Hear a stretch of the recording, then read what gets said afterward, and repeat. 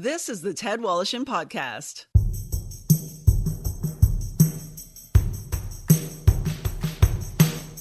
Brought to you by Tom's Place. For the finest in men's clothing at unbeatable prices, it's Tom's Place at 190 Baldwin in the heart of Kensington Market. Tom's Place will suit you. And Halenda's, the meat people. Enjoy their award-winning products at selected Metro, Sobeys, Fortino's, and Foodland locations. Halenda's, the way sausage should taste. And now, here's Ted.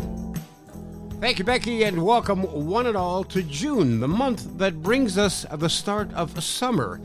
But what will the summer of 2022 bring us? To find out, I'm joined by Senior Climatologist for Environment and Climate Change Canada, David Phillips. Hello, David. Did you have a good spring, by the way? I did. You know, Ted, I got away. My wife and I went to Florida for a month. So in April, and I really enjoyed it. We were glad to get away. And after 2 years of no holidays, so hey, it was And my gosh, I was wearing a mask down there, but I don't think I wore a mask when I was down there. You know, getting there, I wore a mask, but boy, you really kind of roll with the punches when you get there. Yeah, it's a different place for sure. I had mentioned it during the introduction that you're the senior climatologist for Environment Canada, or Environment and Climate Change Canada. I always just said Environment Canada, but it's Environment and Climate Change Canada. I guess it has been for like, 6-7 years You're now. right. I mean, it's when the Liberal government took over and they changed the title. Of course, you know, I was very happy about that, Ted, because I'm not a meteorologist, I'm a climatologist. And so for 50 years, I was beat up by my colleagues who say, well, you're just a climatologist, you're not a meteorologist. So I took the heat from that. So when they changed the title of the department, I thought, oh my gosh, it was sweet revenge, you see, where climatology is right there in the front and center. And all these meteorologists, hey, they just wish they were climatologists. When we first chatted back in the fall of last year, I asked you to give me the definition and the difference between a climatologist and a meteorologist. And you said the following. Go ahead. Do it again. Okay. Well, I you know, someone once said to me, Ted, a meteorologist friend, said, well, climate is dead weather. And I thought, ooh, that's cruel, but clever, but almost as if the age-old definition of climate, which has always been for my whole career, has been average weather. And I accept that it's the statistics of weather, but it's more than the average. And I think but there are a couple of definitions I love. I loved you ask this question, Ted, because I love to give you a couple of quotes. You know, my working definition is climate's what you expect, but weather's what you get. So, you know, we kind of expect, we live in this area for a long time. We know kind of the march of the seasons, but you know, the weather out your window is not necessarily the climate. But Tommy Douglas, that famous Canadian politician and father of Medicare, he said people in Saskatchewan moved to British Columbia because of the climate, but they moved back because of the weather, which I thought was pretty good. Or, you know, there's another one that makes you kind of think about this, Ted. It's, you know, the famous writer Mark Twain said that everybody talks about the weather, but nobody does anything about it. But climate is something everybody does something about it. We change it, but we don't want to talk about it. We don't want to own up to the fact that, hey, maybe we're changing the climate. So there's a couple of definitions that for your listeners. I think you once said to me, maybe it wasn't the last time we chatted, but at one point you said, climate is like your personality, weather is like your mood. Oh, great. I'm glad you remembered that. That's sort of a kind of a modern kind of version of that. And you're so right. You know, we change our moods morning, noon, and night, and the weather changes, but our personality is pretty well set, and that's sort of like the climate. So we kind of climate changes, but so small, and so really it's the weather that goes back and forth and up and down. Okay, so let's talk about a forecast here, understanding what a forecast is, because I have these conversations with people all the time. And when I used to read the weather in the air, and I would say, okay, 40% chance of precipitation. People say, well, does that mean 40% of the city of Toronto is going to get rained on? Or is there a 40% chance of rain somewhere in Toronto? Well, it's the latter. It just means that in that forecast area, and so it could be the Golden Horseshoe. So somewhere in that Golden Horseshoe, there is somebody's going to get some rain. And what the percentage tells you, it's how confident the forecaster is that there will be an occasion of rain in that area. So, for example, if it's an 80% chance of rain, well, you're pretty sure you're going to get it. But so it means that in 100 similar cases, that 70 of those times it rained somewhere in that GTA, and not just 40% of the time. No, it's not that, or 40% of the area. It is just the risk, the chance of it raining. So I always say, Ted, 30%, I don't worry about it. I don't carry an umbrella when it's 30%. People say, oh my gosh, get an umbrella, get your rain gear and that. Well, no, I mean, that just 3 out of 10 times you might get rain with a similar kind of situation. I don't think those are good odds. But you never hear, for good reason, Ted, you never ever hear a 50% chance, because what's it going to be? Flip a coin, you see. Yeah, exactly. That's a very good point. My guest is Dave Phillips. He's a senior climatologist for Environment and Climate Change in Canada. People will say to me, it's 34 degrees out. And I said, well, no, it's actually 32 degrees. But my car, it says 32 or 34 degrees. But when you hear a weather forecast and the forecaster says it's 32 degrees, is that temperature always taken in the shade? Is that right? Ted, you got it right. Boy, you're a weather weenie from way back. You understand that. I'm a weenie, that's for sure. and really, it's this screen called an instrument screen. It looks like a kind of a beehive. And inside there are the thermometers. And what you want them is to be shielded or shaded from the sun. Because the sun is passing under a cloud or in front of a cloud, so it can just warm it up or cool it down. So we have really a ventilated, it's on the shaded temperature. So Ted, you make a good example. 32, 34 degrees in the shade. Wow, you go out in that sun, you can add another 8 degrees to it. So you're really, the stress on your body, walking around on Portage and Main and Winnipeg or Bloor and Bay and Toronto, that would be another 8 degrees to your stress of your body. Okay. And one more thing to ask you about in terms of forecast, David. When you hear someone saying there's a heat or a storm watch or a storm warning, what's the difference? Good point. The warning is really look out. I mean, it is only thing on your mind should be getting out of that weather. That's a warning. A watch is okay. It looks like it's going to be in the forecast. The conditions are developing, but just be mindful of the fact that it could be a stormy moment down the way. So a watch is sort of look out or look up, but a warning is to look out. And I think that is really the only thing on your mind with a warning should be seeking shelter. Now we have something else though called a special weather statement. And so that usually is the first thing that's issued to tell you, it looks like it's going to be an interesting day in the weather office. It looks like by the late afternoon, we might have a few thunder boomers. But then that may become a watch to certain areas. We don't want to issue this across the whole province, so only certain of your listening areas, a watch. And then some of those, wow. And usually a warning, Ted, is weather has truly broken out. We've seen it on the radar. We've got reports of it coming in. Could be hail, strong winds, could be a tornado occasion. And so somebody has actually reported it. And so that's when we get that weather word out as a warning. And if it hasn't occurred, it's just imminently about to break out. These words were spoken last year at this time, and I don't know if they belong to you. I believe they do, but I'm not sure. But it came off your website or Environment and Canada and Climate Change Canada website. Quote, no new types of weather forecasts, but it will be more widespread, intense, frequent, and impactful. And we saw that. Is that what we're expecting for this summer? Well, I mean, that's sort of a comment that I think I've made when it regarding the kind of what we see in the future. I mean, I think, you can't really say. People are asking me today, well, what is the summer going to be like from a storm point of view? I said, well, you can't tell. I mean, storms aren't even born yet, and you're asking me to give some thought.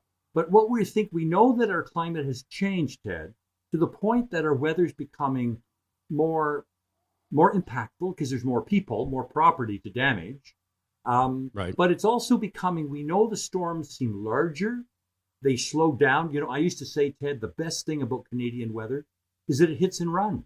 It doesn't stand around you and torment you like it does in other parts of the world. What we're seeing now is that storms have slowed down. So it's raining on Thursday and still raining on Saturday has more of a chance to make a greater impact on you because there's more misery to fall on you. So I think that's a concern we have, but also more frequent, more widespread. It's still our kind of grandparents' weather, but what's different, Ted, is the statistics of that. I talked about climate being the statistics of weather. When we look at the frequency, intensity, the duration, how long lasting it is, those are the things of those same Sunday kind of storms, those garden variety storms. They're just a little bigger and badder and more impactful than they were before. Okay, let's take a look at the country then for the upcoming summer forecast as much as we can, starting on the left coast. Yeah, there's always a fear there of a drought leading to fires leading to just a whole hell of a mess in terms of what it does to the earth and flooding, etc. Are we going to see any of that? Are you thinking Ted, that we may? We had it last year. The most destructive, disruptive, deadliest year in Canadian history from a weather point of view. And it all seemed to be centered on British Columbia and just started early. We now can brag about the fact that we have a temperature in Canada that's 49.6. Warmer than Las Vegas, Phoenix, Europe, any place in Europe and South America. And hey, we are the second coldest country in the world. So our range of temperature is huge. And so what I would say that forest fires and drought, we saw last year, forest firefighters have never had a busier year. They're like the Maytag repairman this year. They're sitting with their feet up on the desk. They more are likely to bail and bag than to fight fires because of the flood issue in British Columbia. And what it's from, Ted, is that the spring has been very cool and very wet, and all the snows in the mountains are still there, about the deepest they've been in 10 years. And so what you want is summer to come, but not in a rush. If all the nature woke up and said, oh my gosh, I better turn summer on in British Columbia. No, because all those snows will melt in an instant. It'll engorge all the rivers and streams, and you'll have a huge early summer flood on your situation. If you want it to be kind of like a maple syrup weather, just kind of a little bit melting during the day, freezing at night, ease it out. But we don't, and that may be, but it's been cool and wet. And really the forecast going forward, there's a cardinal rule in forecasting, Ted. I'm going to teach you this. This is a good point. It's called persistence. What you see is what you're going to get. And often something takes a huge thing to turn it around.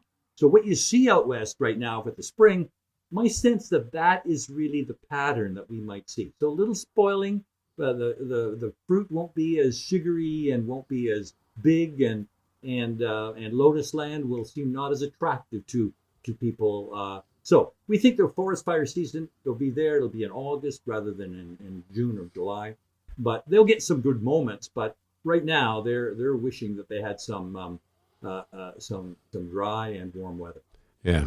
What about the prairies? Well, prairies, of course, it's two stories. One about Alberta and Western Saskatchewan. It's still dry. Yeah. It's can't get rid of this drought. They're better off this year than last year. But Ted, in Manitoba, it's dire. They just can't stop those storms from coming, and they have just had their wettest spring in 150 years since we began taking observations. And the farmers can't plant seeds. When they look out to their fields, they're either underwater or super saturated. We're seeing sandbags on top of sandbags. It is, and Ted, last year we were talking about this. It was the drought of the 30s, and here we have the flood of yesteryear. It just, back-to-back extremes just don't happen. And so farmers are feeling, it's almost expecting what's normal. Well, expect the unexpected. And no better example than what we're seeing in the Eastern Prairie. And people should keep that in mind. And you mentioned, with the effects that it has on the fruit, that the weather that we experience isn't just about canceling a golf game or not being able to paint your patio deck. It has to do with the effect that it has on air quality, human beings, on agriculture, on wildlife, on the terrain itself. I mean, there are so many factors that are affected. You think about that drought of last year, and I said this in something I wrote. I said, it's affecting the livelihood of farmers. They can't eke out. Their banks are foreclosing on them. And it's also affecting their lives. The suicide rate last year in the eastern prairies was the highest we've ever seen. Farmers had given up, and they felt the only option to them was taking their own lives. And so it just shows you how whether we just treat it as, just, are you going to take a raincoat or what? Or, maybe we'll curtail that golf tournament or game. But it depends. People's lives depend upon the weather. And this is why it's so disheartening, because the weather is so, it's not necessarily unpredictable, but it's almost unforeseeable. Ted, when we were younger, I mean, the weather, summers were hot and winters were cold. There were fewer surprises. And now it's almost as if it's like a whiplash. It's just like one extreme to the other. I had farmers tell me, not last year, but the year before, they could have bought drought insurance and flood insurance in the same growing season. How do you deal with that? Yeah, exactly. More of the Ted Wallison podcast after this. June is birthday month at Tom's Place, so come celebrate Tom's 66th birthday on June 7th, and that's today is June 9th, and finally, Tom Jr.'s is on the 13th. Throw in Father's Day and Canada Day, and you've got a month-long party, and we know how to celebrate with great birthday deals like 100% wool suits from $166 to $266, selected dress pants and shirts for $66, and selected sports jackets starting at $166. Wish Tom happy birthday on Facebook for a chance to win a $660 shopping spree. Tom's Place will suit you. Hey, let me take a moment to tell you about my friends at Helenda's. They are the meat people.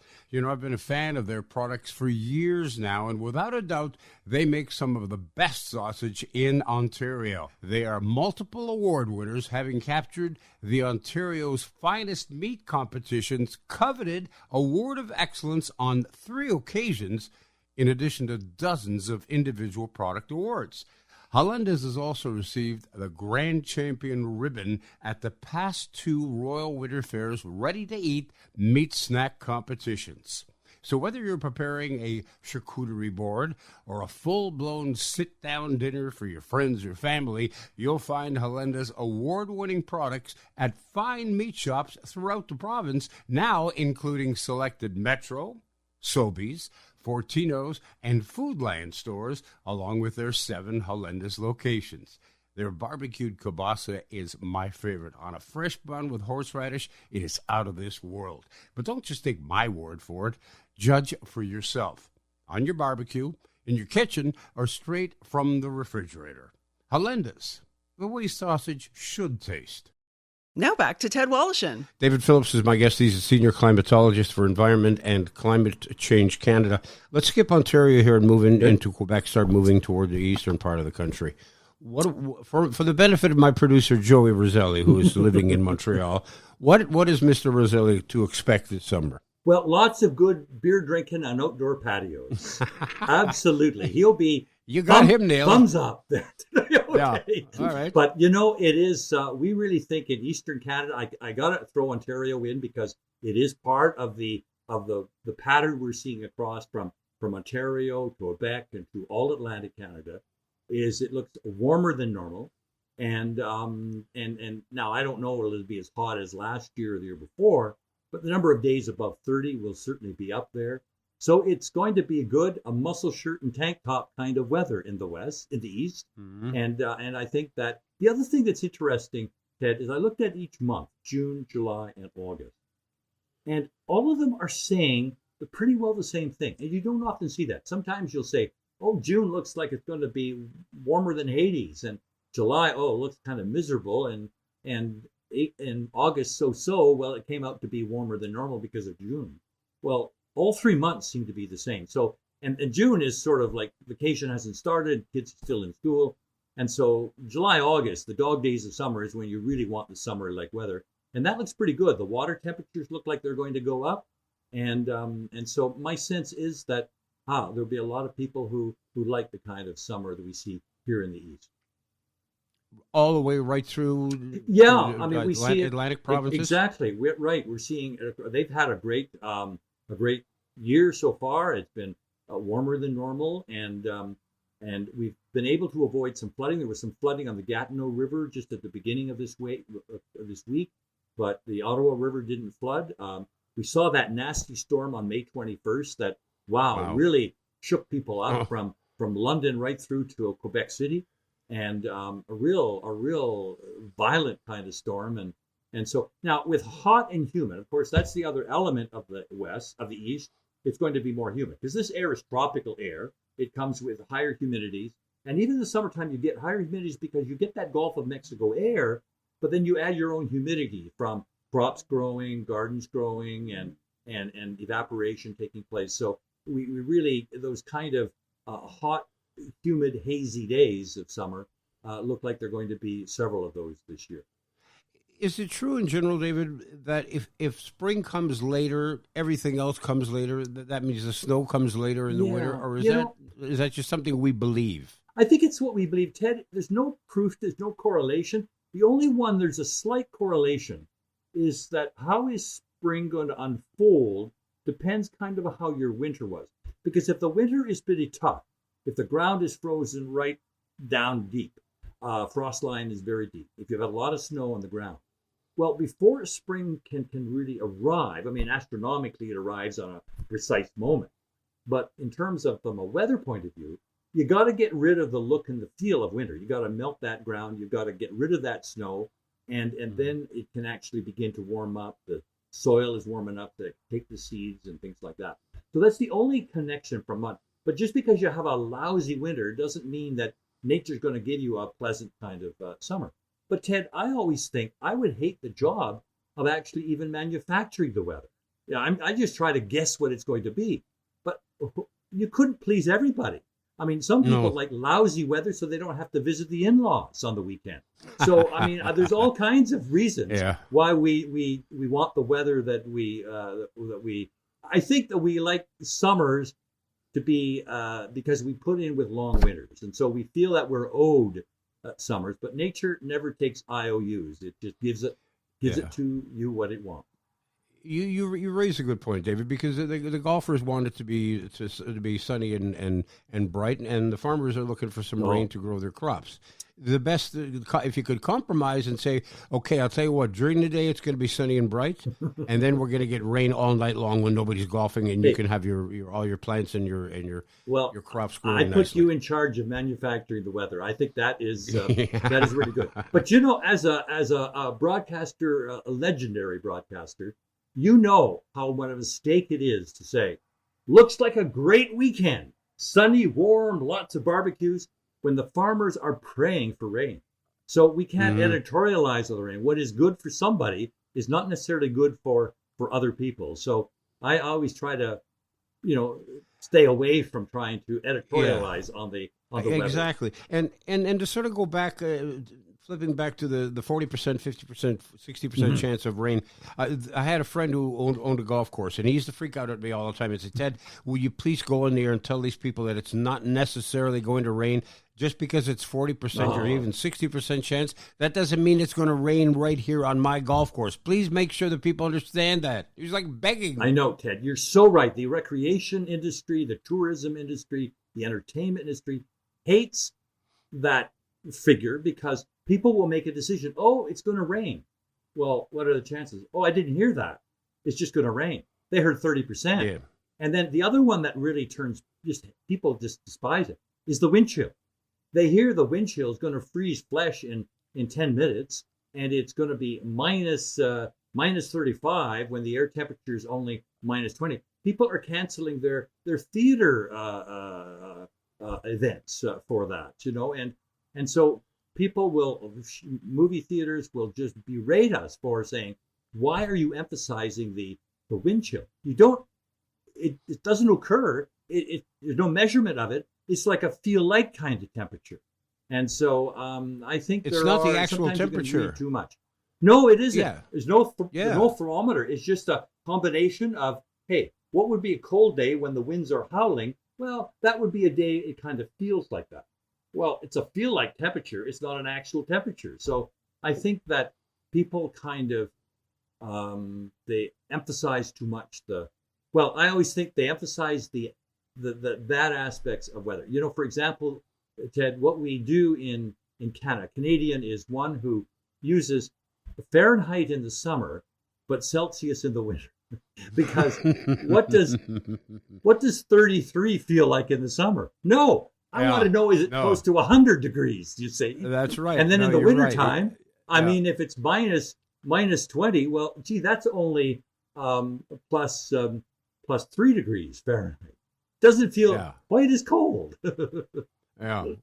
Well, and of course, when our friends from the States come up to visit, it drives them nuts because as soon as they cross the border, the speed limit's now in kilometers, and they're listening to the weather forecast, right. and it's in Celsius, and they're thinking, what the hell are they talking about? It's right. It's only, what does this mean, 90 km, and how come it's only it's 33 degrees? It feels hotter than that. And 10 centimeters of snow. The one that gets me is the pressure, not millibars, where you have that little wall barometer and you say, oh, it's rising. The pressure's rising. It's going to be 950 millibars. It's kilopascals. What the hell is that? Yeah, exactly. Now, do we have any idea of what the allergy season is going to look like? Because I've developed allergies over the last number of years. Sure. And already, and here we are, just the beginning of June. I'm going through like a box and a half of Kleenex every 2 days. I think a couple of things, Ted, is I think because temperatures have generally warmed up, then there's more pollen being released. Plants are bigger, flowers are taller, and this kind of thing. So that adds to it. But I think the kind of conditions that have produced this kind of year that we've had, where it's been a wet kind of spring and a cool, but then a warm up, I think just brings on that pollen season very, very quickly. And what you get, unfortunately, is that all of the species that produce pollen come on, you get an overdose of it. They come on all at once. It's not just the trees, it's the grass and that. So that's what we're seeing. And also, I would think that, I'm not sure, I'm not an entomologist, I don't know what the mosquitoes would be like, but we've had a lot of ponding of water. I could just imagine what the mosquitoes probably look like, birds in Manitoba, because they've had all this rain. Now, if it warms up, my God, the national bird of the province will be a mosquito. It's true. I remember being at the Ukrainian festival in Dauphin one summer, and like the black flies were carrying children away. For God's sake, I mean, it's just horrific. Exactly. Yeah. Exactly. Now, this is all great. It's always a pleasure chatting with you. What are you doing with yourself other than what you're doing with yourself? Are you writing? Because I know you published a number of books. I have. I into any projects? I'm not in. It's really keeping up with the weather. I've slowed down a bit, but I still give a good day's work. I mean, my gosh, Ted, what people ask me, not so much what the summer's going to be, but when are you going to retire? And I say, I don't know the answer to either of those two questions. Exactly. So I kind of should say, well, there's a 40% chance that I will retire. Right. Exactly. But no, I really enjoy what I do. My wife is great. She lets me, if she wanted me to stop, I would. But and where could you be more engaged than in Canada? I mean, Ted, we talk about the weather. Like, what can you do about it? You can't do anything about it, but it doesn't stop us from talking about it. No, and we, because it's constantly changing. Yeah, well, it is. And I think that is really the bottom line, is that it changes. What's out your front door may be different than your back door, the change of the seasons. And I think it's just that all the way. And so I think there's never a dull moment when you talk about the weather in Canada. Well, and it's 33 degrees today, and a day and a half from now, the forecast is calling for 19 for the high. I know. There you go. You know, I'm wearing out my body-changing clothes. If you want a boring job, the most boring job in the world would be a weather forecaster in San Diego, California, because every day it's either 80 or 85 degrees, and that's it. It's 82 today, 83 tomorrow, 81, 85, 84. Ted, the greatest challenge, the greatest a break in somebody's career was the weather forecaster for Buffalo, New York. I mean, the wild lake effect snowstorms and temperature, just as crazy it is here. His next posting was Hawaii, where they don't even broadcast the weather at night. It's news and sports. Okay. Weather, why? It's going to be like tomorrow's like yesterday. Exactly. I appreciate very much you taking the time to chat with us. It's always a real pleasure, and your insights are terrific, and you're always a lot of fun to chat with. I wish you all the best. Enjoy your summer. We'll talk to you in the fall. How's that? Hey, I already look forward to that, Ted. Thank you so much. All right. All the best. That's Dave Phillips. He is the Senior Climatologist for Environment and Climate Change Canada. The Ted Wallacham Podcast has been brought to you by Tom's Place. For the finest in men's clothing at unbeatable prices, it's Tom's Place at 190 Baldwin in the heart of Kensington Market. Tom's Place will suit you. And Helenda's, the meat people. Enjoy their award-winning products at selected Metro, Sobeys, Fortino's, and Foodland locations. Helenda's, the way sausage should taste. The Ted Wallacham Podcast is produced by Joey Roselli. Technical production by Paul Gatt. Music by Bike Thieves. I'm Becky Coles. Submit your questions and comments to ted@twmedia.ca.